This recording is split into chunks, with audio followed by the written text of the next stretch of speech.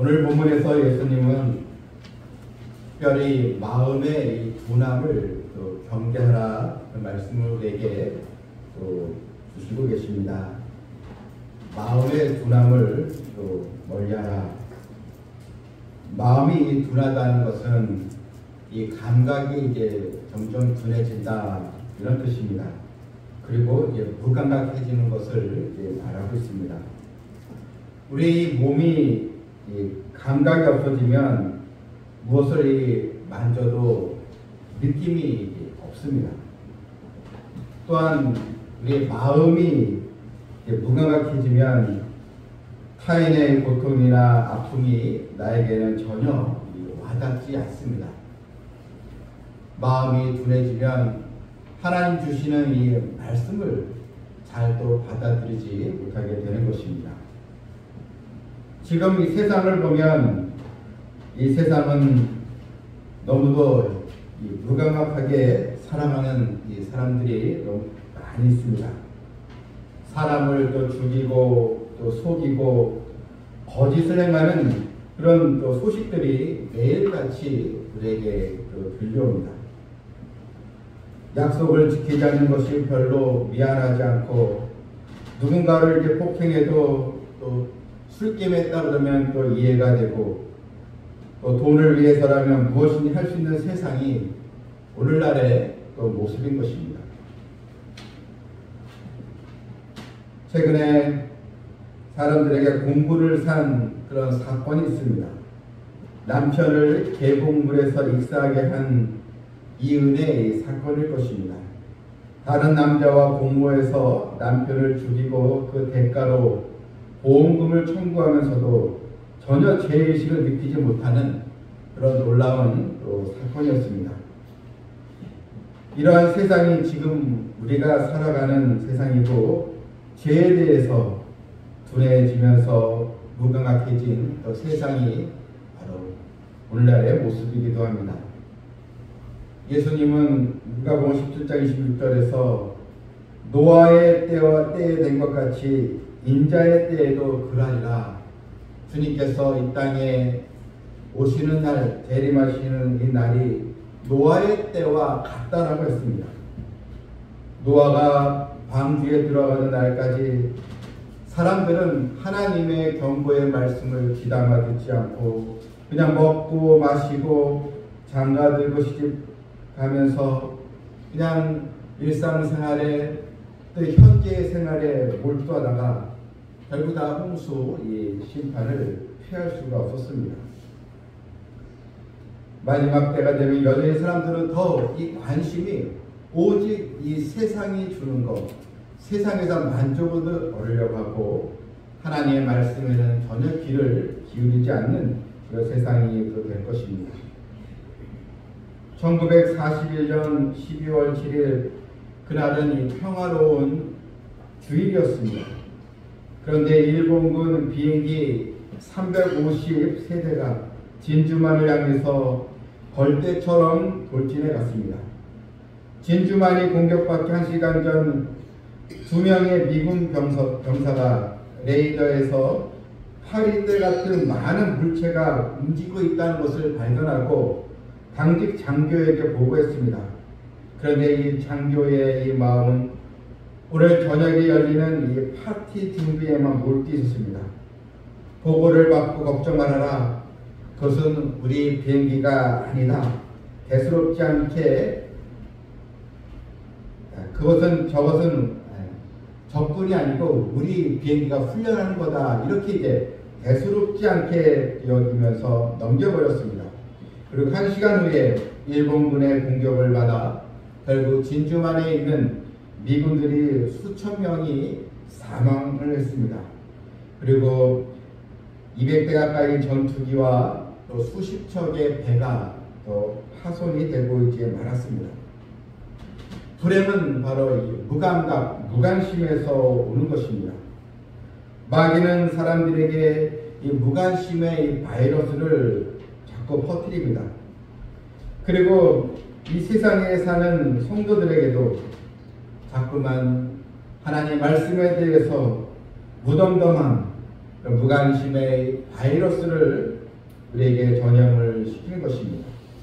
살아있는 하나님의 이 말씀이 우리 마음에 들려지지 않게 하고 또 손에 들려지지 않게 하고 그냥 책꽂이에만 있게끔 합니다. 묵상의 생활이나 경건 생활에 대한 이 노력에 관심이 없습니다. 그래서 영적 이 침체에 빠져 영적으로 무감각하게 우리를 다시 공격을 하고 유혹의 손길을 터뜨리고 있는 것입니다. 영적으로 무감각한 삶이 되면 우리는 주님의 또 눈물에 대한 관심이 없고 또 하나님의 이 탄식이 들리지 않습니다. 구약 시대 말라기 이 시대에 이스라엘이 그랬습니다. 말씀을 지키지 않아도 찔림이 없었고 우상을 섬기는 여인과 혼인에도 거리낌이 없었고 거짓 눈물과 탄식으로 예배드리는 것에도 아무런 양심의 가책이 없는 그런 또 시대였습니다. 오늘 본문에도 우리에게 주시는 주님의 말씀이 나와 있습니다. 34절에 너희는 스스로 이제 조심하라. 깨어 있으라는 것입니다. 이 영적으로 둔해져서는 안 된다는 것입니다. 나는 괜찮겠지 이렇게 생각하지 말라는 것입니다. 너희는 스스로 조심하라. 그렇지 않으면 방탕함과 술 취함과 생활의 염려로 마음이 둔하여지고 이 방탕이라는 이 말은 국어 사전에 술과 또 환락에 빠져 행실이 점점 나빠지는 이 상태를 이제 말합니다. 마음이 들떠서 갈피를 잡을 수 없는 그런 상태, 마음에 기준이 없는 상태가 바로 방탕한 그런 모습입니다. 또한 이 방탕이라는 말은 그냥 되는 대로 될 대로 되라시게 그런 또 생활 또 방식입니다. 오늘날에 사실 교회 안과 교회 바깥에 이 구별이 잘 보이지 않습니다. 성도와 세상 사람들 간에 그런 분명한 차이가 있어야 되는데 점점 차이가 없어지는 그런 시대가 되고 이제 말았습니다. 또 술 취함이라는 이 단어는 단순히 술에 취한 것만 가리키는 것이 아닙니다. 뭔가 이 잘못된 것에 취해 있는 상태를 말합니다. 어떤 사람은 오직 이런 일락에 또 오직 또 권세에 오직 돈에 취해 있는 사람들이 있습니다. 갈라디아서 5장 21절 말씀을 보게 되면 투기와 술 취함과 방탕함과 또 그와 같은 것들이라 전에 너에게 경계한 것 같이 경계하느니 이런 일을 행하는 자들은 하나님의 나라를 유업으로 받지 못할 것이라 했습니다. 방탕과 이런 술 취함 이런 것은 이런 생활에 젖어 있으면 하나님의 나라의 유업을 받을 수가 없다는 것입니다. 이사야서 22장 13절 말씀에 너희가 기뻐하며 즐거워하여 소를 죽이고 양을 잡아 고기를 먹고 포도주를 마시면서 내일 죽으리니 먹고 마시지 않는도다. 당시 이스라엘 이 백성들의 죄악의 상태에 대해서 주신 말씀입니다. 사람들은 오직 하나님의 말씀에 귀를 기울이기보다는 먹고 마시고 내일 죽으리니 먹고 마시자 오직 이런 방탕한 삶에 빠지고 결국 선지자가 하나님의 말씀 전에도 말씀을 받지 못하는 그런 둔감한 상태가 되고 이제 말았던 것입니다. 또한 생활의 염려로 마음이 둔해진다고 했습니다. 우리들 가운데 사실 이 부분이 제일 와닿지 않을까 봅니다. 사실 신앙생활하면서 우리의 방탕함과 술 취함에 빠진 사람들은 그렇게 많지는 않고 그런데 성도들 가운데 생활의 염려 때문에 마음이 둔해지고 감각이 없어지게 될 수 있다는 것입니다. 이 염려라는 것은 이 마음을 질식시키게 됩니다. 마치 가시 넝쿨과 같은 것입니다. 생활의 염려가 어떤 것입니까? 일상생활에는 모든 염려입니다. 자식 걱정, 또한 건강 또 염려, 또는 노후에 대한 염려, 여러 생업에 대한 걱정, 여러 이런 걱정거리들 때문에 마음이 둔해질 수 있다는 것입니다. 한마디로 먹고 사는 문제, 거기에 매달리게 되면 하나님의 경고의 말씀에 우리가 마음을 열지 못하게 되는 것입니다. 또한 시대를 분별하지 못하게 됩니다. 자신의 영적 이 상태에 대해서 진단을 할 수가 없게 되면 그날이 뜻밖의 그날이 덫과 같이 너희에게 임하리라 했습니다. 그날은 주님 이 땅에 오시고 심판을 받는 이 세상의 날이 되지 않겠습니까? 그날이 덫과 같이 너희에게 이제 임하리라. 오늘날 형제들은 분주함이 또 문제라고 했습니다. 매일같이 분주하게 살아가는데, 정신없이 살아가는데 삶의 우선순위에 어떤 것을 두느냐에 관심이 없다는 것입니다. 그를 영적으로 메마를 수밖에 없습니다. 본문 35절에도 이날은 온 지구상에 거하는 모든 사람에게 임하리라 했습니다. 하나님의 심판을 피하는 사람이 없다는 것입니다. 마치 노아의 홍수 때 노아의 식구에는 다 먹고 마시고 살아갔던 사람들 다 이 홍수에 멸망을 당하고 말았습니다. 성경은 모든 사람에게 임하리라 했습니다. 하늘이 무너져도 솟아날 구멍이 있다는 속담이 있지만 이 날은 해당이 되지 않는 말입니다. 피해갈 자는 아무도 없습니다. 이 세상에는 두 종류의 사람이 있습니다. 요한복음 3장 16절에 하나님이 세상을 이처럼 사랑하사 독생자를 주셨으니 이는 그를 믿는 자마다 멸망하지 않고 영생을 얻게 하려 하십니다. 영생을 얻는 자가 있고 멸망할 자가 있다는 것입니다. 심판을 받는 자가 있고 구원을 받는 자가 있습니다. 주님 앞에 설 자가 있고 주님 앞에 서지 못하는 자가 있습니다. 우리는 하나님의 약속의 말씀을 믿고 살아가는 백성들입니다. 독생자를 주셨으니 이는 그를 믿는 자마다 우리는 이 믿음으로 살아가야 하는 것입니다. 깨어있는 그런 신앙생활로 우리는 있어야 합니다. 본문 36절에 마음의 둔함을 어떻게 우리가 물리칠 수가 있을까? 이 세 가지 성도의 자세가 이제 나옵니다. 먼저는 36절 이런 너희는 장차 이 모든 일을 능히 피하라 했습니다. 피하는 것입니다. 그런 방탕함과 술 취함과 생활의 염려, 이 마음이 둔해지는 이런 삶의 습관에서 우리는 피해야 하는 것입니다. 마치 창세기에 이 요셉이 보디발의 아내가 유혹했을 때 그 자리를 피했던 것처럼 우리는 죄악의 자리를 피해야 하는 것입니다. 또한 두 번째는 인자 앞에 서도록 항상 기도하라 했습니다. 누구 앞에 서도록? 주님 앞에 서도록 항상 기도하는 것입니다. 데살로니가 이 전서 5장 6절에 우리는 다른 이들과 같이 자지 말고 오직 깨어 근신할지라. 또한 로마서 13장 11절에 또한 너희가 이 시기를 알거니와 자다가 깰 때가 벌써 되었으니 이는 이제 우리의 구원이 처음일 때보다 가까웠습니다.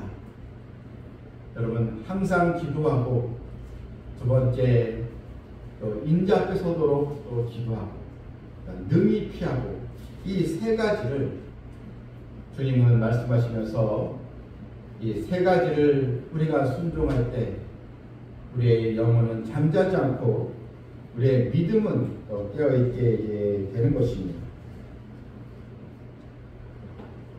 베드로전서 4장 7절 말씀에 만물의 마지막이 가까웠으니 그러므로 너희는 정신을 차리고 근신하여 기도하라 했습니다.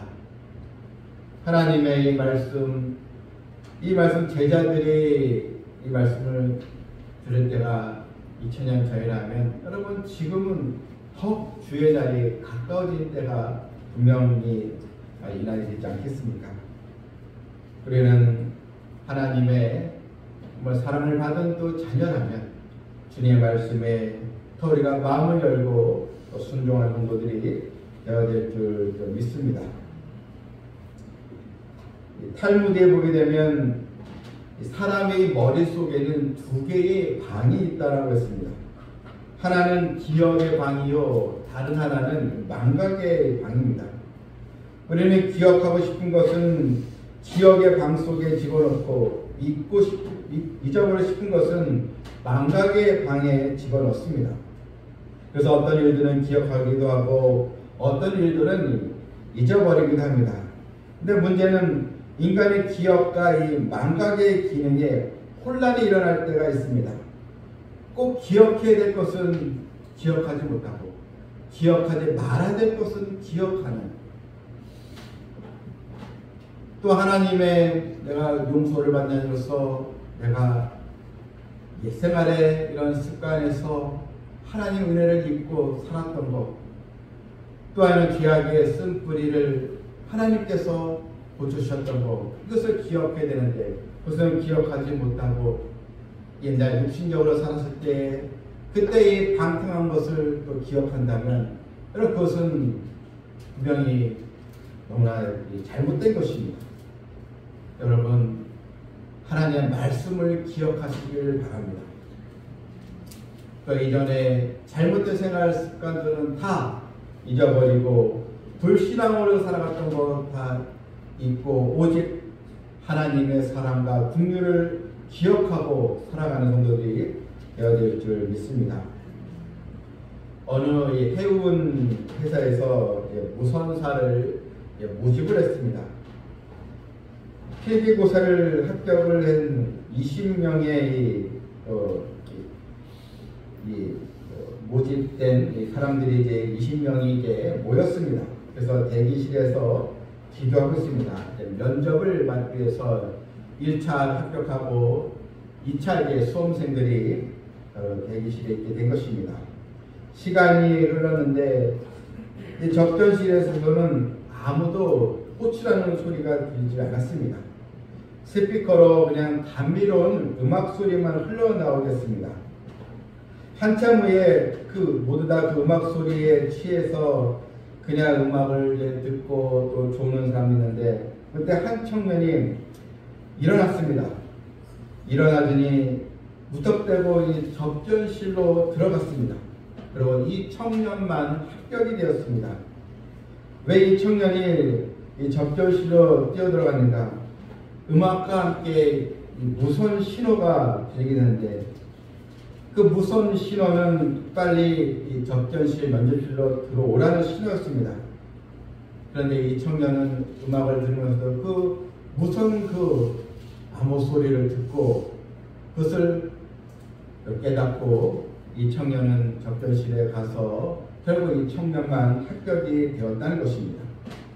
여러분 세상에 많은 소리가 있지만 기도하며 깨어있는 소리는 무선 신호인 하나님의 말씀을 듣습니다.